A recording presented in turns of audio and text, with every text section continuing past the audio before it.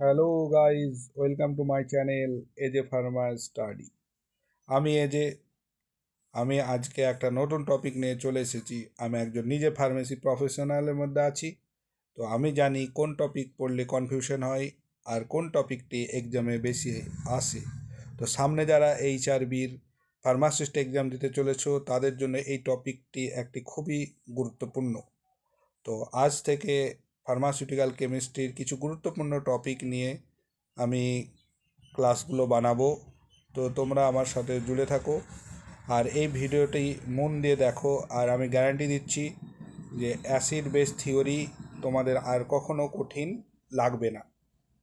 তো আর একটা কথা বলবো, ভিডিওটি শুরু করার আগে চ্যানেলটা সাবস্ক্রাইব করো আর ভিডিওটা লাইক করো আর কমেন্ট করো। তো তাহলে চলো আজকে শুরু করা যাক। প্রথম টপিক অ্যাসিড বেস থিওরি, যেটা আমি খুব শর্টকাটে এবং তোমাদের সামনে তুলে ধরেছি যাতে তোমরা খুবই সহজে টপিকগুলোর কনসেপ্টটা ক্লিয়ার হয়ে যায়। তো প্রথমে যে আমাদের আছে কি অ্যাসিড বেস থিওরি হচ্ছে আরহেনিয়াসের থিওরি। তো আরহেনিয়াসের যে থিওরি সেটা হচ্ছে সব থেকে ওল্ড বা পুরনো একটা থিওরি। তো এখানে মেন যে বেসিক আইডিয়া সেটা হচ্ছে যে ওয়াটারে গেলে আয়ন কি হবে। তো তার উপর ডিপেন্ড করছে সব কিছু। যদি এইচ প্লাস বের হয় ওয়াটারে, তাহলে H plus produce in water, তাহলে সেটা হচ্ছে অ্যাসিড। আর যদি হাইড্রক্সিল আয়ন বা OH মাইনাস ওয়াটারে বের হয় বা ওয়াটারে প্রডিউস করে OH মাইনাস আয়ন, সেটা হচ্ছে বেস। এবার এখানে তোমাদের এক্সাম্পল দিয়ে কনসেপ্টটা পুরো ক্লিয়ার করে দেব।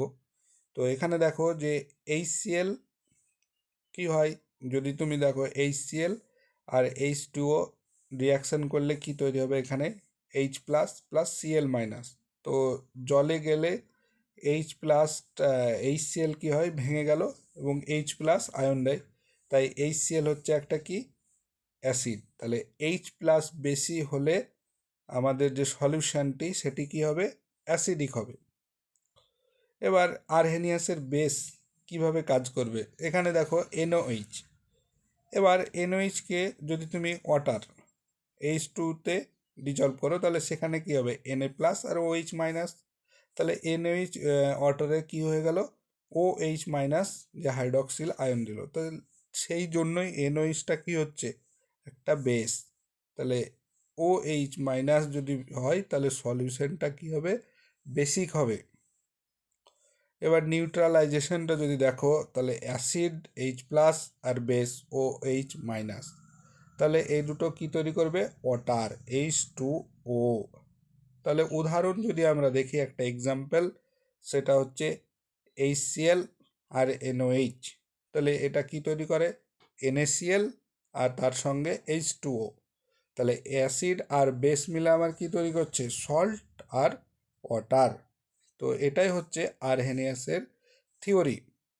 তো আরহেনিয়াসের থিওরিটা আমরা কিছু যদি দেখি যে জল যদি ওয়াটার যদি না থাকে তাহলে এটা কি করে, কাজ করে না। আবার অ্যামোনিয়াকে বেস বোঝাতে পারে না, কারণ অ্যামোনিয়া কোনো কি নেই, হাইড্রক্সিল আয়ন নেই। তাই NH3 এই এই বেস, কিন্তু আরহেনিয়াসের তথ্য অনুযায়ী কিন্তু এটা ঠিক হবে না। ঠিক আছে। এবার যদি দেখো বনস্টেড লাউরি থিওরি, এটা একটা আর একটু মডারেট তোমার থিওরি। তো এখানে আমরা দেখব যে কি হয়, অ্যাসিড যেটা হবে সেটা হচ্ছে প্রোটন ডোনার, মানে H প্লাস ডোনেট করবে। আর H প্লাস যখন অ্যাকসেপ্ট করবে যেটা প্রোটন, সেটা হচ্ছে বেস। এবার এখানে যদি দেখো যে HCl আর ওয়াটার, এখান থেকে তৈরি হচ্ছে কি H3O plus plus Cl minus. তো HCl H প্লাস ডোনেট করলো দিয়ে কী হয়ে যাবে, অ্যাসিড।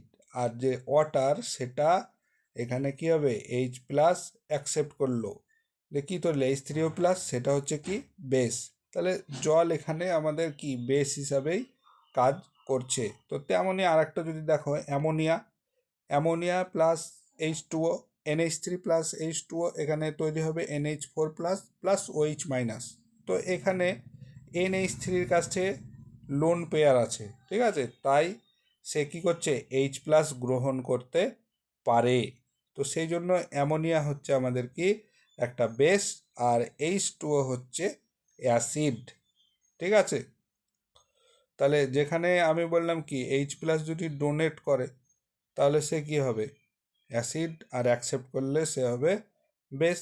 তাহলে অ্যামোনিয়ার কি আছে, লোন পেয়ার আছে, তাই সে H প্লাস গ্রহণ করতে পারে, সেই জন্য অ্যামোনিয়া বেস। এবার যদি আরেকটু থিওরিটা দেখি যে কনজুগেটেড অ্যাসিড আর বেস পেয়ার, তো সেখানে দেখো যে অ্যাসিড বেস একা থাকে না, সেটা কি থাকবে, জোড়ায় থাকবে। তাহলে যদি দেখি যে HCl আর H2O এক্সাম্পল যদি দেখো, তাহলে HCl, এবার এখানে HCl কি একটা অ্যাসিড, এবার এটার কি যদি করো তুমি, তাহলে কনজুগেটেড বেস হচ্ছে Cl মাইনাস। আবার H2O হচ্ছে কি একটা বেস, এবার এটা কি হবে H3O প্লাস, এটা হচ্ছে কি H3O প্লাস হচ্ছে H2 এর কনজুগেটেড অ্যাসিড। H2O নর্মালি হচ্ছে বেস, কিন্তু এর কনজুগেটেড হচ্ছে অ্যাসিড হচ্ছে H3O প্লাস। তাহলে অ্যাসিড যে হবে সে হবে কি H প্লাস, মানে কনজুগেটেড বেস, আর বেসের ক্ষেত্রে কি হবে H প্লাস, সেটাকে হবে কনজুগেটেড অ্যাসিড, ঠিক আছে। তাহলে যদি এবার কি দেখলাম যে অ্যাসিড গিভস H প্লাস, মানে অ্যাসিড যদি H প্লাস দেয় বা ডোনেট করে, সেটা কনজুগেটেড বেস হচ্ছে। আর বেস কি করছে, সেটা যদি বেস H প্লাস অ্যাকসেপ্ট করে নেয় তাহলে সেটা কি হয়ে যাবে, কনজুগেটেড অ্যাসিড, ঠিক আছে। এবার লুইস অ্যাসিড বেস থিওরি, এখানে যে হয় কি যে H প্লাস যেটা প্রোটন, সেটার কোনো দরকার নেই। এখানে আমরা কি করব, ইলেকট্রন, যে ইলেকট্রনকে দিচ্ছে আর কে নিচ্ছে, তাহলে লুইস অ্যাসিড যেটা দেখব সেটা হচ্ছে ইলেকট্রন পেয়ার অ্যাকসেপ্টার, গ্রহণ করবে। আর লুইস বেস যেটা, সেটা কি হবে, ইলেকট্রন পেয়ার ডোনেট করবে, ডোনার। তো এখানে যদি এক্সাম্পল আমরা দেখি BF3 প্লাস NH3, তো এখানে যে BF3 অ্যাসিড, ঠিক আছে, কারণ বোরনের কাছে 6টা ইলেকট্রন থাকে, ঠিক আছে, এবং পূর্ণ মানে এটা কমপ্লিটলি অক্টেট নয়, তাই এর কি হবে, ইলেকট্রন দরকার হবে। তাহলে আমরা কি বললাম, যখনই ইলেকট্রন দরকার মানে কি করবে, সে অ্যাকসেপ্ট করবে, তাহলে সেটা কি হবে, লুইস অ্যাসিড। তাহলে BF3 এখানে কি 6টি ইলেকট্রন আছে, ও 2টো ইলেকট্রন দরকার, তাহলে কি ও ইলেকট্রন নেবে, তাই সে হয়ে গেল কি লুইস অ্যাসিড। এবার যখন অ্যামোনিয়া দেখবে NH3, এর কাছে কি নাইট্রোজেনের কাছে লোন পেয়ার আছে, তাই এ ইলেকট্রন দিতে পারে, তো সেই জন্য কি হয়ে যাবে, NH3 বেস হয়ে যাবে, ঠিক আছে। তাহলে NH3 হয়ে যাচ্ছে বেস, আর BF3 হয়ে যাচ্ছে অ্যাসিড। এবার আমরা যদি দেখি যে এমন Ag প্লাস প্লাস NH3, তাহলে এখানে দেখতে পাবে যে Ag প্লাস প্লাস 2NH3 থেকে তৈরি হয় AgNH3 হোল টু প্লাস। তাহলে Ag প্লাস সেটা কী হবে, ইলেকট্রন অ্যাকসেপ্ট করছে, সেই জন্য সে হচ্ছে অ্যাসিড। আর NH3 সেটা হচ্ছে ইলেকট্রন ডোনেট করছে, ডোনার, সেই জন্য সেটা হয়ে যাবে বেস। তাহলে এই যে তিনটে আমরা থিওরি দেখলাম, সেই থিওরির যদি আমরা এবার কম্পারিজনটা দেখি, তাহলে দেখব যে ওয়াটার কার কার দরকার হয়, আরহেনিয়াসের ক্ষেত্রেই দরকার, বনস্টেড, লাউরি আর লুইস থিওরিতে লাগে না।